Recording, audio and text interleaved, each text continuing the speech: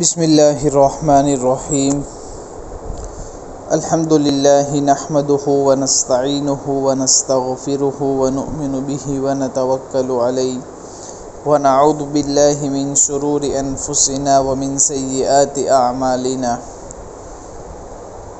من يهده الله فلا مضل له ومن يضلل فلا هادي له ونشهد أن لا إله إلا الله وحده لا شريك له ونشهد أن سيدنا ومولانا محمدا عبده ورسوله أرسله إلى كافة الناس بشيرا ونذيرا وداعيا إلى الله بإذنه وسراجا منيرا صلی اللہ تعالی علیہ وعلی آلہ واصحابہ وبارک وسلم تسلیما کثیرا کثیرا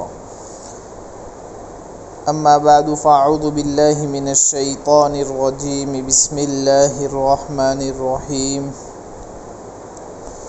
قل اعوذ برب الناس ملک الناس الہ الناس من شر الوسواس الخناس الذي يوسوس في صدور الناس من الجنة والناس صدق الله العظيم وصدق رسوله النبي الكريم ونحن على ذلك لمن الشاهدين والشاكرين والحمد لله رب العالمين۔ محترم دوستو، بزرگوں، یہ معوذتین کی دوسری صورت ہے۔ پہلی صورت سورہ فلق تھی، اس کا ترجمہ آپ لوگوں کے سامنے آ چکا ہے، اور یہ دوسری صورت جس کو سورہ ناس کہا جاتا ہے، دونوں کا شان نزول اور سبب نزول آپ لوگوں کے سامنے واضح ہو چکا ہے اور آپ لوگوں کے سامنے بیان کر دیا گیا ہے۔ اب یہاں اس کا ترجمہ دیکھنا ہے۔ سب سے پہلی جو آیت ہے وہ یہ ہے کہ قل اعوذ برب الناس۔ ترجمہ یہ ہے کہ اے نبی جی آپ کہہ دیجئے، قل آپ کہہ دیجئے، اعوذ برب الناس کہ میں پناہ مانگتا ہوں سب لوگوں کے پروردگار کی۔ یہ سورہ ناس کی سب سے پہلی جو آیت تھی اس کا ترجمہ ہوا۔ اب یہاں تھوڑی دیر رک کر یہاں یہ سمجھنا ہے کہ سورہ فلق اور سورہ ناس ان دونوں کے درمیان کیا فرق ہے۔ تو فرق یہ ہے کہ سورہ فلق میں پناہ صرف اللہ تبارک و تعالیٰ کی ایک صفت ذکر کر کے اس کے واسطے مانگی گئی ہے، اور اس کی پناہ اللہ تبارک و تعالیٰ کی پناہ حاصل کی گئی ہے، اور جن چیزوں سے پناہ مانگی گئی تھی وہ کل 4 ہے۔ سب سے پہلے تمام مخلوق جو اللہ نے پیدا کی اس سے پناہ مانگی گئی۔ دوسری جو پناہ مانگی گئی تھی وہ یہ تھی کہ اندھیری رات کے شر سے جب کہ وہ چھا جاوے یا وہ پھیل جاوے۔ اسی طرح تیسری جو پناہ چاہی گئی تھی وہ یہ تھی کہ گروہوں پر پھونک مارنے والے سے، یعنی جو گانٹھ وغیرہ لگاتے ہیں اس پر جو پھونک مارتے ہیں ان سے بھی پناہ چاہی گئی تھی۔ اسی طرح چوتھی جو پناہ چاہی گئی تھی وہ یہ تھی کہ حسد کرنے والے کے شر اور حسد سے جب کہ وہ حسد کرنے پر آوے۔ یعنی جن سے پناہ مانگی گئی تھی اور جن سے پناہ حاصل کی گئی تھی وہ کل 4 چیزیں تھیں، اور جس کی پناہ حاصل کی گئی وہ اللہ تبارک و تعالیٰ کی ذات ہے، اس لیے یہاں دنیاوی مصائب سے پناہ چاہی گئی۔ اور یہ مصائب اور یہ مصیبتیں صرف انسانوں کے ساتھ خاص نہیں بلکہ دیگر مخلوقات کو بھی پیش آ سکتی ہے، اس لیے اللہ تبارک و تعالیٰ کی ایک صفت رب الفلق کو اس کے اندر بیان کیا گیا تھا۔ اور سورہ ناس میں ہے کہ میں تمام لوگوں کے رب کی پناہ مانگتا ہوں، یعنی انسانوں کا تذکرہ اس لیے کیا کہ اس میں جس مصیبت جس پریشانی کا تذکرہ کیا گیا ہے وہ دنیاوی نہیں بلکہ وہ اخروی ہے، اور اس کا تعلق انسانوں سے ہے، مکمل انسانیت سے ہے۔ دوسری مخلوقات کو یہ مصیبت پیش نہیں آتی، انسان اور جنات ہی کو پیش آتی ہے اور انسان کو زیادہ پیش آتی ہے۔ اس لیے یہاں رب الناس کا تذکرہ کیا گیا کہ میں پناہ چاہتا ہوں تمام لوگوں کے پروردگار کی۔ دوسری آیت ہے ملک الناس، یعنی تمام لوگوں کے بادشاہ کی پناہ چاہتا ہوں۔ تیسری ہے الہ الناس، کہ تمام لوگوں کے معبود کی میں پناہ چاہتا ہوں۔ یہاں اللہ تبارک و تعالیٰ کی 3 صفات کا تذکرہ کیا گیا۔ سب سے پہلے جو صفت تھی وہ ہے صفت ربوبیت، قل اعوذ برب الناس، صفت ملوکیت، ملک الناس، اور صفت الوہیت، الہ الناس۔ تو ان 3 صفات کو اس کے اندر ذکر کیا گیا ہے۔ گویا 3 صفات کے واسطے سے اللہ تبارک و تعالیٰ کی پناہ حاصل کی گئی، اور جس چیز سے پناہ چاہی گئی ہے وہ ایک ہے۔ اس سے اندازہ لگایا جا سکتا ہے کہ اس دوسری صورت میں وسوسہ ڈالنے والا شیطان کتنا خطرناک ہوگا۔ یہ اخروی مصیبت ہے، دین سے تعلق رکھنے والی چیز ہے۔ اس وسوسے کی وجہ سے خدا نخواستہ ایمان بھی برباد ہو جاتا ہے تو آخرت تو خراب ہو ہی جائے گی۔ سورہ فلق میں جن 4 چیزوں سے پناہ مانگی گئی تھی ان کا تعلق اور ان کا نقصان صرف دنیاوی ہے، اور سورہ ناس میں جو چیزیں ذکر کی گئی ہے اس کا تعلق آخرت سے ہے، اس لیے اس میں بڑا اہتمام کیا گیا، اور اللہ تبارک و تعالیٰ کی 3 صفات کے حوالے سے اللہ تبارک و تعالیٰ کی پناہ چاہی گئی ہے۔ پروردگار جس کی پرورش کرتا ہے وہ اس کی حفاظت کا بھی اہتمام کرتا ہے، اور اللہ تبارک و تعالیٰ تمام انسانوں کا پروردگار ہے تو اس کی حفاظت کا بھی انتظام وہ ضرور کرے گا۔ بادشاہ اپنی رعیت کی حفاظت کا اہتمام کرتا ہے، اس کے ماتحتوں کی حفاظت کا وہ اہتمام کرتا ہے، اور معبود اپنی عبادت کرنے والوں کی حفاظت کا اہتمام کرتا ہے۔ گویا یہاں 3 طریقوں سے حفاظت کو مد نظر رکھا گیا، اور پھر جو پناہ چاہی گئی وہ ایک شر سے کہ من شر الوسواس الخناس، اس وسوسہ ڈالنے والے کے شر سے جو پیچھے کو چھپ جاتا ہے، یعنی وسوسہ تو ڈالتا ہے لیکن وسوسہ ڈالنے کے بعد وہ چھپ جاتا ہے، اس کو وسواس کہا گیا۔ اور خناس جو کہا گیا وہ چھپ جانے والے کو، کہ وسوسہ تو ڈالتا ہے لیکن وسوسہ ڈالنے کے بعد وہ چھپ جاتا ہے۔ حدیث شریف میں آتا ہے کہ نبی کریم صلی اللہ علیہ وسلم نے ارشاد فرمایا، شیطان انسان کے قلب پر اور شیطان انسان کے دل پر اپنی سونڈ رکھتا ہے۔ جب بندہ اللہ تبارک و تعالیٰ کا ذکر کرتا ہے تو وہ پیچھے چھپ جاتا ہے، اور جب ذکر سے غافل ہوتا ہے تو دل میں اور قلب میں وسوسے ڈالنے لگتا ہے۔ جیسا کہ آپ لوگوں نے دیکھا ہوگا کہ مچھر کاٹنے کے لیے آتا ہے تو کیسا اپنی سونڈ رکھتا ہے۔ ایک بزرگ نے عالم مکاشفہ، یعنی عالم مکاشفہ کسے کہتے ہیں کہ اس کو ہر ایک چیز دکھائی دیوے، اس کے اندر شیطان کو دیکھا تو اسی شکل میں دیکھا کہ وہ انسان کے دل میں وسوسہ ڈالتا ہے، لیکن انسان جب اللہ کو یاد کرتا ہے، اللہ کا ذکر کرتا ہے تو وہ فوراً پیچھے کھسک جاتا ہے اور پیچھے کی طرف وہ چھپ جاتا ہے۔ گویا بہت زیادہ پیچھے کو چھپنے والا اور بہت زیادہ وسوسہ ڈالنے والا ہے، وسوسہ بھی ڈالتا ہے، اور جو ہی اللہ کا ذکر ہوتا ہے ویسے ہی وہ پیچھے کی جانب چھپ بھی جاتا ہے۔ اب یہاں سمجھنا ہے کہ وسوسہ کیا ہے۔ تو شیطان جو ہے وہ برائی کے وسوسے ڈالنے کے لیے دل کے راستے سے اپنا اثر شروع کرتا ہے اور اپنا اثر پیوست کرتا ہے، دل سے باتیں کرتا ہے۔ وسوسہ کیا ہے؟ تو وسوسہ شیطان کا انسان کے دل سے باتیں کرنا۔ وسوسہ کسے کہتے ہیں؟ تو وسوسہ کہتے ہیں اس چیز کو کہ شیطان کا انسان کے دل سے باتیں کرنا، اس کو وسوسہ کہتے ہیں۔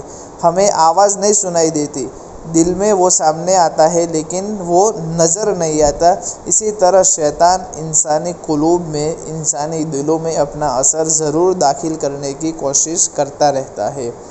پھر اس کے بعد فرمایا من الجنت والناس، چاہے جنات میں سے ہو یا انسانوں میں سے، دونوں میں سے ہو سکتا ہے۔ شیاطین جن کی ایک قسم ہے۔ خود اللہ تبارک و تعالیٰ سورہ کہف کے اندر فرماتے ہیں کان من الجن، کہ شیطان تو جنات کی ایک قسم میں سے ہے۔ باری تبارک و تعالیٰ قرآن کریم میں فرماتے ہیں کہ ابلیس سب شیطانوں کا باوا ہے، یہ بھی جنات کی ایک قسم میں سے تھا۔ محترم دوستو بزرگوں، وسوسہ ڈالنے والے صرف شیاطین ہی نہیں، انسان بھی ہوتے ہیں۔ شیاطین نظر نہیں آتے اور انسان نظر آتے ہیں، بات چیت کرتے ہیں۔ جو لوگ دوسرے کو برائی کی ترغیب دیتے ہیں وہ لوگ کیا کرتے ہیں؟ دوسروں کے سامنے ان غلط کاموں کی خوبیاں اس انداز سے بیان کرتے ہیں کہ وہ سن کر کرنے پر آمادہ ہو جاتے ہیں۔ اسی کو بولتے ہیں وسوسہ اندازی۔ چنانچہ اس صورت میں وسوسہ ڈالنے والے چاہے جنات ہو چاہے انسان ہو، دونوں سے پناہ چاہی گئی ہے، کیونکہ اس کا نقصان آخرت سے متعلق ہے، اس لیے اس کا بڑا اہتمام کیا گیا۔ شیطان ہی انسان کے دل میں وسوسہ ڈالتا ہے۔ بہت سی مرتبہ تو اس کے وسوسے ڈالنے کی وجہ سے لوگ ایمان سے بھی محروم ہو جاتے ہیں، یا اس کی ایمان سے محرومی کی کوشش تو رہتی ہے مگر وہ اس میں کامیاب نہیں ہو سکتا، اور کبھی بجائے ایمان سے محرومی کے وہ لوگ گناہوں اور فسق و فجور کے وسوسے ڈالتا رہتا ہے، اور کبھی انہی وسوسوں کے نتیجوں میں آپس کے تعلقات خراب ہوتے ہیں، بھائی بھائی میں منازعات، جھگڑے وغیرہ ہوتے ہیں، میاں بیوی میں دیکھو تو جھگڑے وغیرہ پیدا ہوتے ہیں، اور اسی کا وہ آخری انجام جو ہوتا ہے وہ طلاق کی نوبت ہوتی ہے۔ میاں بیوی میں جب جھگڑا ہوگا تو نوبت آئے گی طلاق کی، تو اسی سے جو آخری جو انجام ہوتا ہے وہ نوبت جو آتی ہے وہ نوبت آتی ہے طلاق کی ہی۔ تو یہ سب کون کرتا ہے؟ تو یہ سب کرنے والا شیطان ہی ہوتا ہے۔ حدیث شریف میں آتا ہے کہ شیطان پانی پر اپنا تخت بچھاتا ہے، اور پھر وہ اپنے چیلوں اور جو اس کے کام کرنے والے چھوٹے چھوٹے شیاطین ہوتے ہیں ان سے وہ رپورٹ لیتا ہے۔ وہ سب کے سامنے آ کر اپنے کارنامے بیان کرتے ہیں۔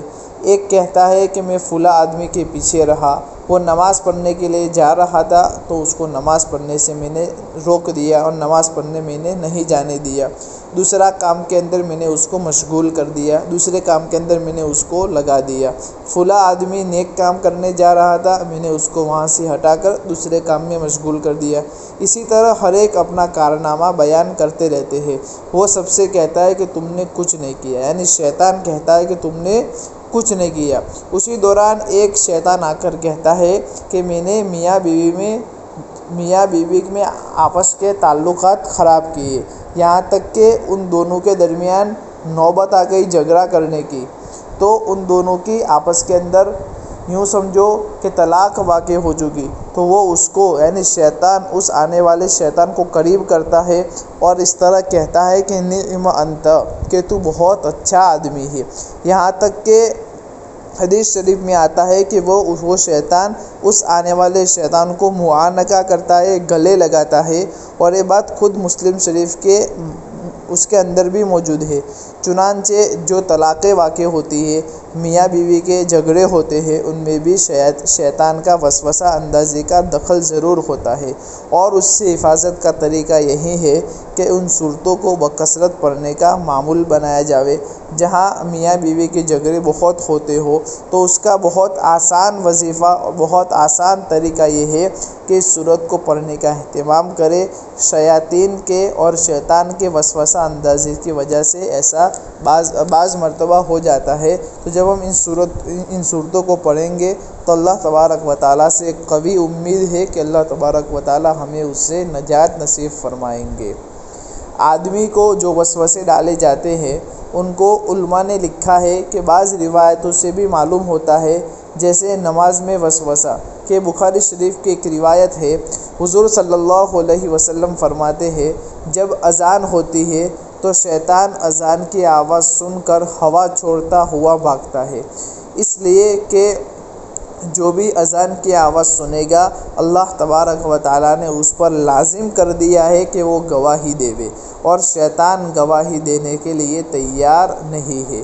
اس لیے شیطان کی پوری کوشش یہ ہوتی ہے کہ اس کے کان میں اذان کی آواز نہ آوے، اس لیے وہ بھاگتا ہے اور بھاگ کر ایسی جگہ چلا جاتا ہے جہاں اذان کی آواز اس کو نہ سنائی دے، اذان کی آواز نہ آتی ہو۔ پھر وہ واپس آ جاتا ہے۔ پھر جب نماز کے لیے اقامت کہی جاتی ہے تو چونکہ اقامت بھی احد الاذانین یعنی 2 اذانوں میں سے ایک اذان کہلاتی ہے، کیونکہ اس کے اندر بھی وہی جو کلمات ہوتے ہیں اقامت کے، جو اذان کے اندر وہی کلمات اقامت کے اندر ہوتے ہیں، تو پھر جب وہ اقامت کہی جاتی ہے تو واپس سے وہ بھاگ جاتا ہے۔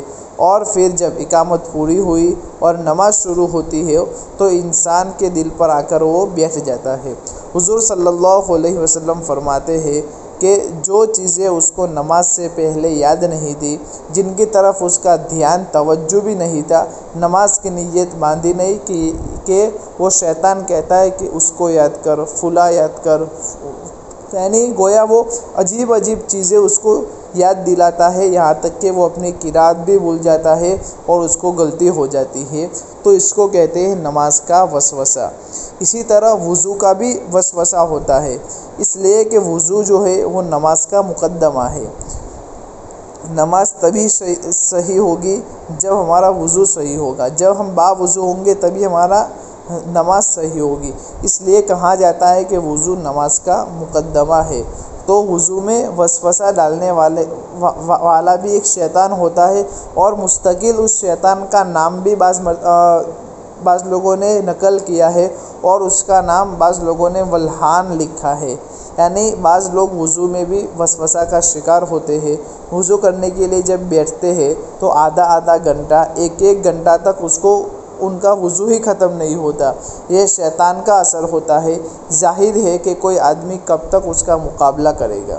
کچھ مدت کے بعد آدمی مایوس ہو کر کہے گا کہ بھائی یہ ہمارے بس کا ہی نہیں، نماز ہی چھوڑ دے گا، اور اس کا مقصد بھی یہی ہوتا ہے کہ ان وسوسوں کا علاج بھی یہی ہے کہ اس کے ان وسوسوں پر عمل نہ کیا جاوے۔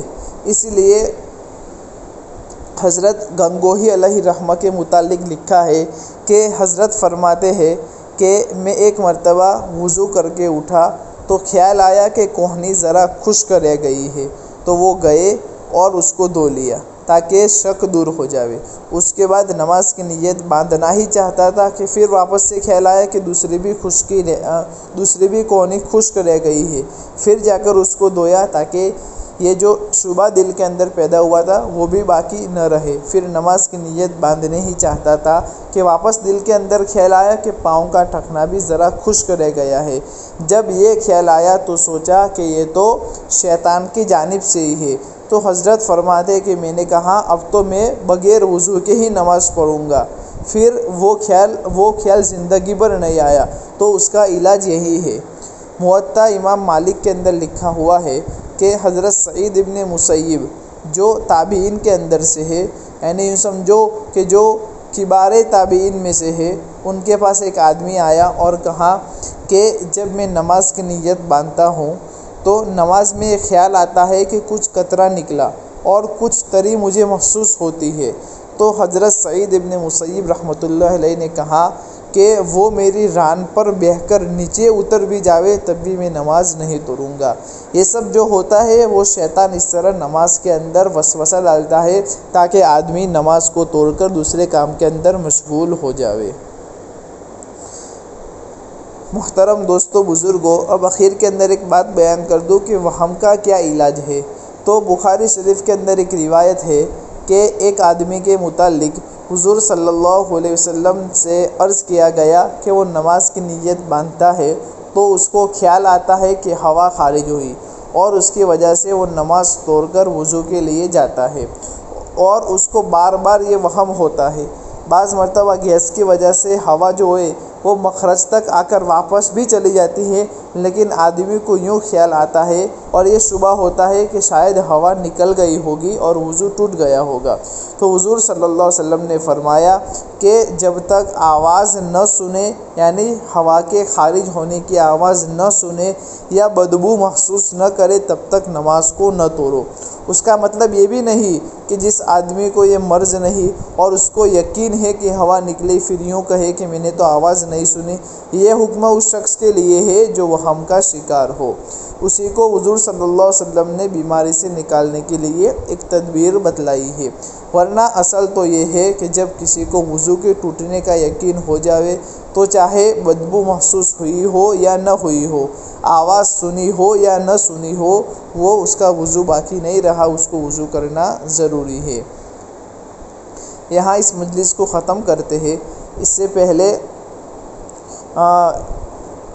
جو تفسیر ہوئی اس کا ترجمہ واپس سے ہم دیکھ لیتے ہیں کہ قل اعوذ برب الناس، کہ اے نبی جی آپ کہہ دیجئے کہ میں پناہ مانگتا ہوں سب لوگوں کے پروردگار کی، ملک الناس تمام لوگوں کے بادشاہ کی، الہ الناس تمام لوگوں کے معبود کی، من شر الوسواس الخناس اس وسوسہ ڈالنے والے کی برائی اور اس وسوسہ ڈالنے والے کی شر سے جو پیچھے کو چھپ جاتا ہے، الخناس جو پیچھے کو چھپ جاتا ہے، الذی یوسوس فی صدور الناس جو لوگوں کے دلوں میں وسوسہ ڈالتا ہے، من الجنۃ والناس چاہے وہ جنات میں سے ہو چاہے وہ انسانوں میں سے ہو۔